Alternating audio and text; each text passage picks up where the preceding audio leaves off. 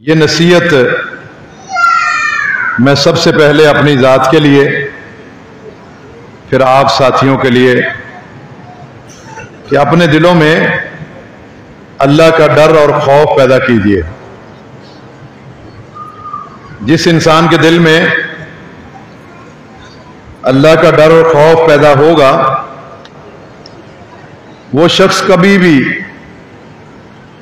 ایک آنے والا کٹھن موڑ جو ہے اس کو کبھی نہیں بلاتا۔ وہ کٹھن موڑ کیا ہے؟ وہ قیامت کے دن کی جواب دہی ہے، رب کے سامنے کھڑا ہونا ہے اور اپنے زندگی کے جتنے بھی شب و روز گزارے ہیں ان کا رب کو حساب دینا ہے۔ اور یہ وہی بندہ حساب دے سکتا ہے جو رہتا تو دنیا میں ہو لیکن اس کو فکر آخرت کی ہو۔ دنیا میں ایک مسافر کی حیثیت سے رہ رہا ہو اور دنیا میں رہتے ہوئے مقیم ہو آخرت کا، پھر تو اپنے شب و روز کا حساب اللہ کو دے سکتا ہے، کیونکہ اس عدالت میں سب نے کھڑا ہونا ہے۔ فَلَنَسْأَلَنَّ الَّذِينَ أُرْسِلَ إِلَيْهِمْ وَلَنَسْأَلَنَّ الْمُرْسَلِينَ۔ اس دن جس طریقے سے ہم نے ہر امت کے ایک ایک فرد سے سوال کرنے ہیں، اسی طرح ہم نے ہر نبی سے بھی پوچھ گچھ کرنی ہے۔ جس عدالت میں نبیوں سے پوچھ گچھ ہوگی تو میرا اور آپ کا کیا بنے گا؟ سب سے پوچھ گچھ ہونی ہے، لہذا ہم اپنے سلف صالحین کو سامنے رکھتے ہوئے، ان کے عملوں کو سامنے رکھتے ہوئے، ان کی فکروں کو سامنے رکھتے ہوئے اسی طرح ہم بھی زندگی گزاریں۔ انہوں نے اللہ کی وحی کو اترتے دیکھا، قرآن کو اترتے دیکھا، اور جو ہی قرآن جو بھی آیت اترتی تھی اس پہ وہ عمل کر لیتے تھے۔ یہ قرآن اترتا گیا اور وہ عمل کرتے گئے۔ عرصہ 23 سال میں قرآن مکمل ہو گیا۔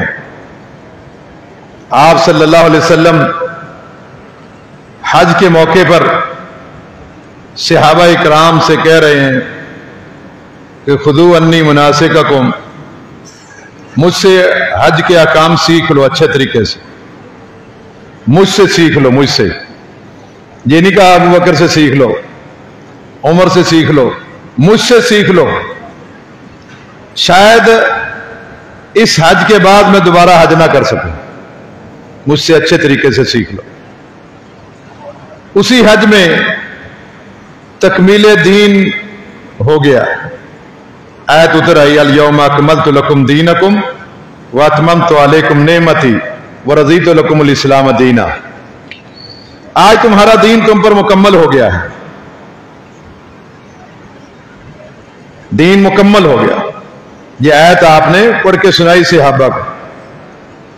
1 لاکھ سے زیادہ مجمع تھا آپ کے سامنے، اس مجمع سے آواز آئی کہ تم الدین و تم العمل بہ۔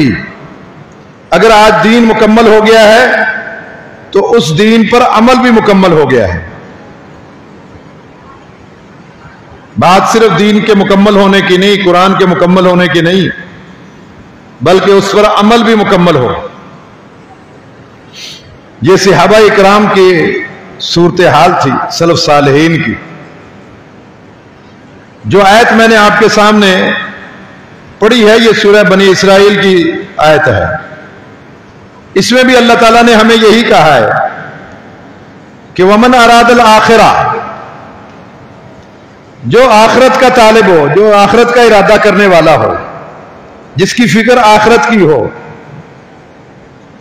دنیا میں رہ رہا ہے لیکن دنیا کو اس نے اپنے اوپر غالب نہیں کیا، بلکہ دنیا میں رہتے ہوئے اپنے اوپر فکر آخرت کو غالب کیا ہوا ہے۔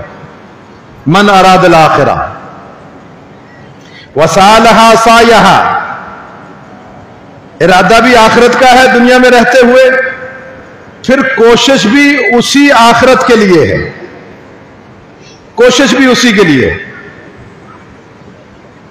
اللہ تعالیٰ نے قسمیں کھا کے ہمیں بتایا ہے کہ مجھے قسم ہے رات کی جب وہ چھا جاتی ہے، مجھے قسم ہے دن کی جب وہ اجالا روشن ہو جاتا ہے، مجھے مرد اور عورت کے پیدا کرنے کی قسم۔ پھر کہا ہے کہ ان سعیکم لشتی، لوگوں تم سب کی کوششیں سعییں مختلف ہیں۔ آپ دیکھ لیں ہر ایک کی کوشش کیا ہے، ایک کی کوشش دوسرے سے مختلف ہے۔ کچھ لوگ دنیا میں تخریب کاری کرنا چاہتے ہیں، کچھ دنیا میں امن قائم کرنا چاہتے ہیں، کچھ لوگ جو ہے وہ انسانیت کی خدمت کرنا چاہتے ہیں، کچھ لوگ جو ہے وہ اللہ کے دین کو غالب کرنے کی کوشش کر رہے ہیں۔ فرمایا کہ تم سب کی کوششیں الگ الگ ہیں، مختلف ہیں، یہ اللہ نے قسمیں کھا کے کہا ہے۔ لیکن جس کی کوشش وسعیہا سعیہا، کہ اس کی کوشش ہی آخرت کے لیے ہے، ارادہ بھی اس کا آخرت کا ہے، کوشش بھی اس کی آخرت کے لیے ہے، وہو مومن، تیسرے نمبر پر کہ وہ مومن بھی ہے، اس کا ایمان بھی صحیح ہے، تو پھر تو کیا ہی کہنے اس کے۔ فرمایا کہ فاولئک کان سعیہم مشکورا، ایسے لوگوں کی کوششوں کی میں قدر کروں گا، ایسے لوگوں کی کوششوں جن کا آخرت کا ارادہ ہو، کوشش بھی آخرت کے لیے ہو اور ایمان بھی صحیح ہو، اپنے ایمان کو بھی چیک کرتے رہیں۔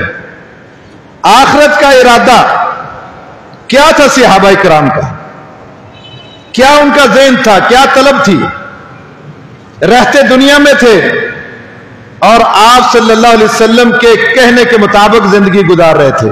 کن فی الدنیا کأنک غریب، دنیا میں ایسے رہو جیسے کوئی اجنبی مسافر رہتا ہے، او عابر السبیل، جیسے کوئی راستہ عبور کرنے والا مسافر ہوتا ہے، اس طرح تم زندگی گزارو۔ اس دنیا کی زندگی کو اپنے اوپر غالب نہ کرو۔ اس دنیا کی زندگی میں رہتے ہوئے تم نے دنیا کی ہر چیز پر آخرت کو قائم کرنا ہے۔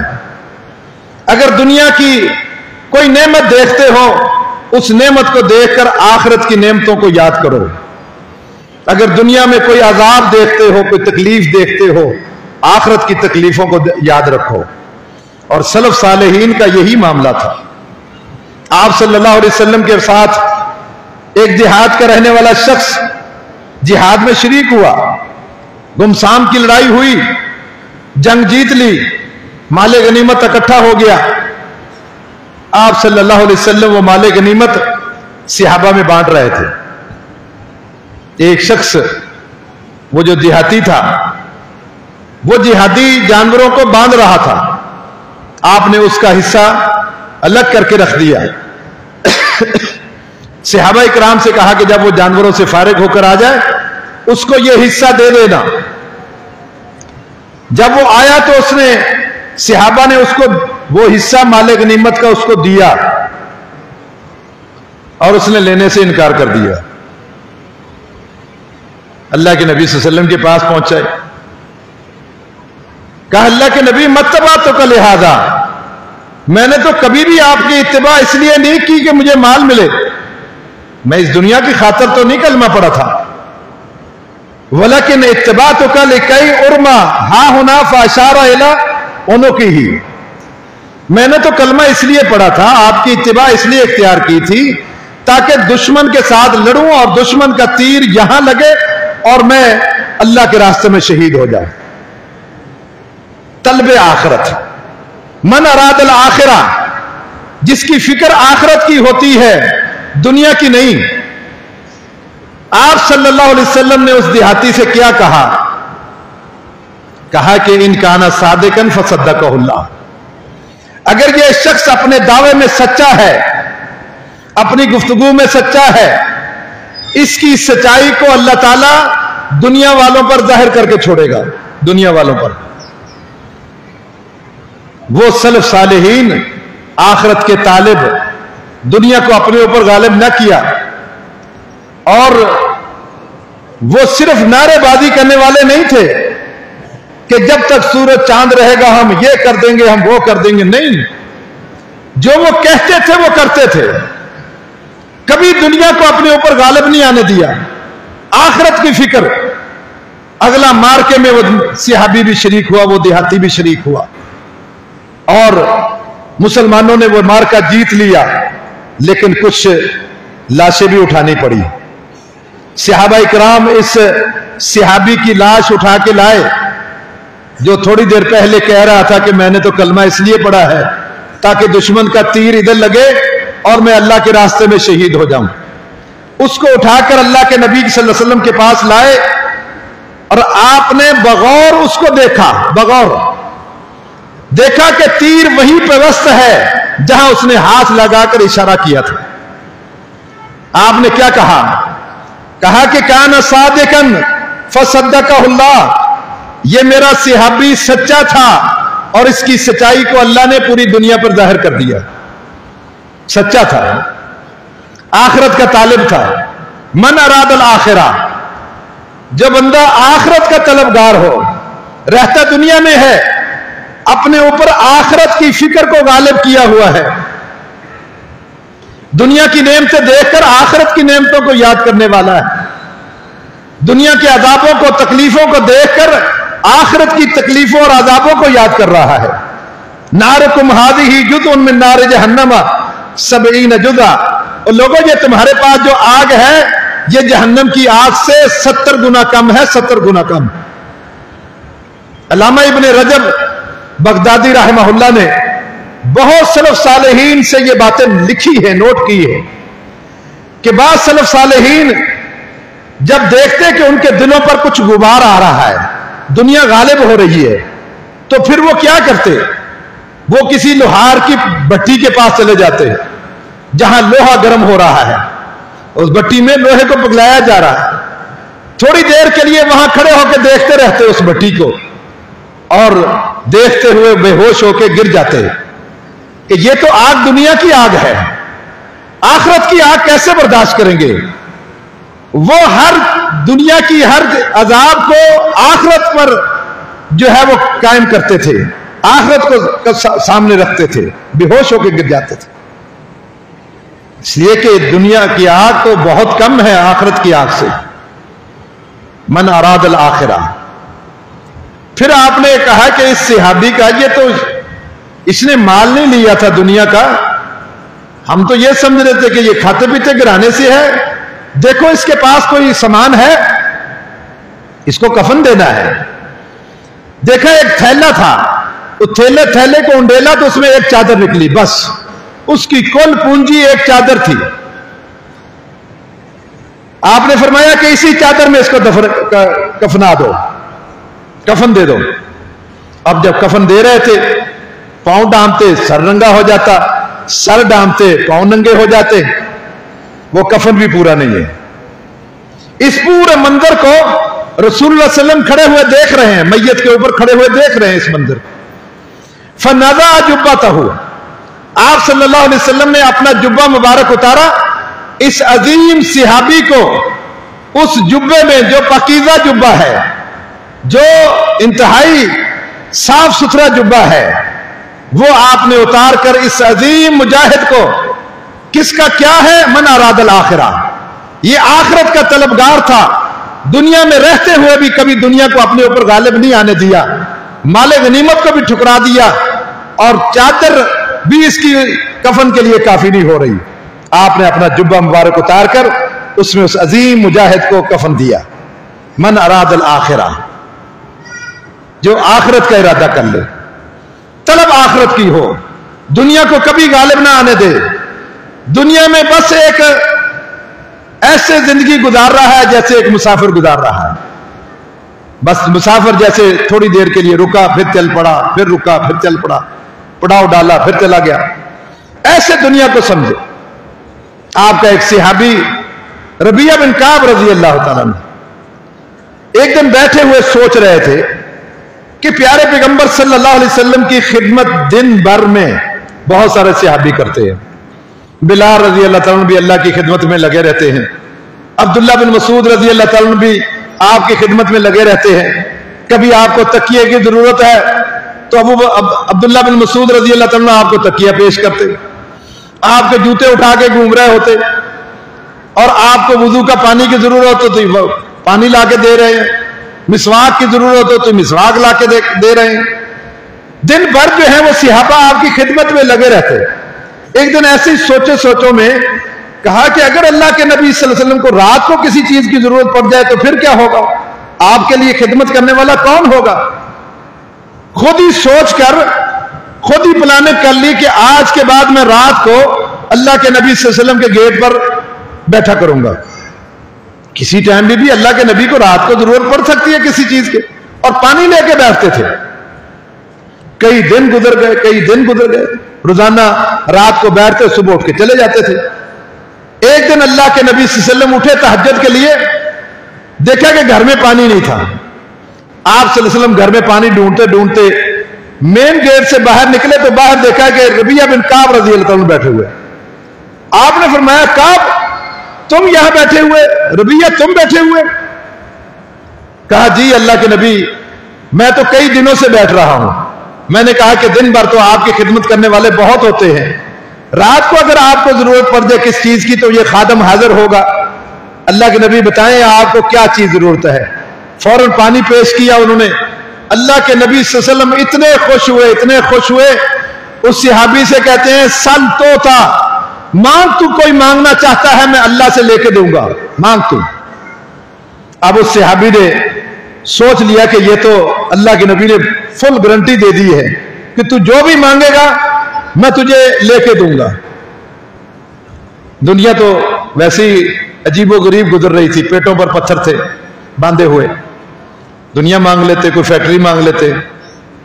कहा दुनिया तो खत्म हो जाएगी। अल्लाह के नबी से ने मोहलत मांगी, कहा कि अल्लाह के नबी कुछ सोचने का मौका दो, मैं थोड़ा सा सोच लूं, सोच कर फिर आपको बताता हूं।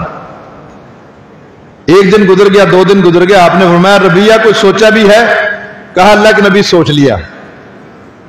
पहले तो दुनिया की तरफ सोचते रहे, फिर आखिरत की तरफ नजर गई, फिर आखिरत में जन्नत की तरफ गई, और जन्नत में भी सोचा कि जन्नत में भी तो लाखों करोड़ों लोग जाएंगे, तो जन्नत में भी कुछ ऐसी चीज मांगू कि जो निराली हो। अल्लाह के नबी सल्लल्लाहु अलैहि वसल्लम से कहने लगे कि अल्लाह के नबी इन्नी असअलुका मुराफकतका फिल जन्ना, अल्लाह के नबी जन्नत भी चाहिए और साथ में आपके घर के साथ मेरा घर हो, आपकी रफाकत भी चाहिए। मन अरादल आखिरा, जिस बंदे के दिल में आखिरत की फिक्र है, आखिरत का इरादा है, दुनिया को कभी गालिब नहीं आने देता। रबिया बिन काब रजी अल्लाह तआला ने कहा अल्लाह के नबी आपकी रफाकत चाहिए, आपकी रफाकत, जन्नत चाहिए, जन्नत में आपकी रफाकत चाहिए।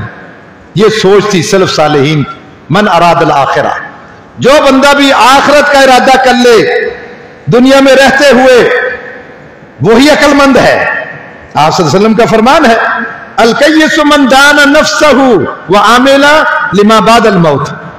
अक्लमंद इंसान वो है जो अपना मुहासबा रोजाना करता रहे, रोजाना की बेस पर अपना मुहासबा करता रहे, और अमल वो करे जो मौत के बाद काम आएगा, जो मौत के बाद काम आए वो अमल करे। वल आजिज़ु मन अतबा नफ्सहु हवा, फरमाया कि बेवकूफ वो इंसान है जो अपनी ख्वाहिशात को अपने सामने रखकर उनकी पैरवी करे। वो ये तमन्ना अल्लाह, और अल्लाह पर आरज़ुएं लगा के बैठा है। अल्लाह गफूरुर रहीम है जी, नमाजें पढ़ने की क्या जरूरत है, अल्लाह गफूरुर रहीम है, अल्लाह पर तमन्नाएं लगाकर बैठा है, और क्या है, अपने ख्वाहिशात का पुजारी है। फिक्र ही नहीं है, फजर पढ़नी है या नहीं पढ़नी, ईशा पढ़नी है या नहीं पढ़नी, नमाज पढ़नी है या नहीं पढ़नी, बिल्कुल फिक्र ही नहीं है। बस ये अल्लाह गफूर रहीम है, तमन्ना लगा के बैठा हुआ है अल्लाह पर। ऐसा नहीं है।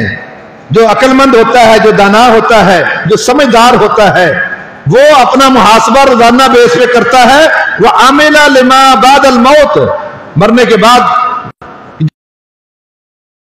इंसान मर जाता है तो उसकी क़यामत शुरू हो जाती है। इस कल के लिए क्या भेजा है, हर रोज देखो कि कल के लिए क्या भेज रहे हो। आज पूरा दिन सोचो कि मैंने कल के लिए, अगर मौत आ जाएगी तो क्या होगा, सोचे। अक्लमंद वही है कि जो अपना मुहासबा रोजाना करे और अमल करे जो कब्र में काम आने हैं। मरते ही कब्र में चले जाना है। कब्र में दफनाते हुए इंसान को देखे तो सही, कितने टन मट्टी के नीचे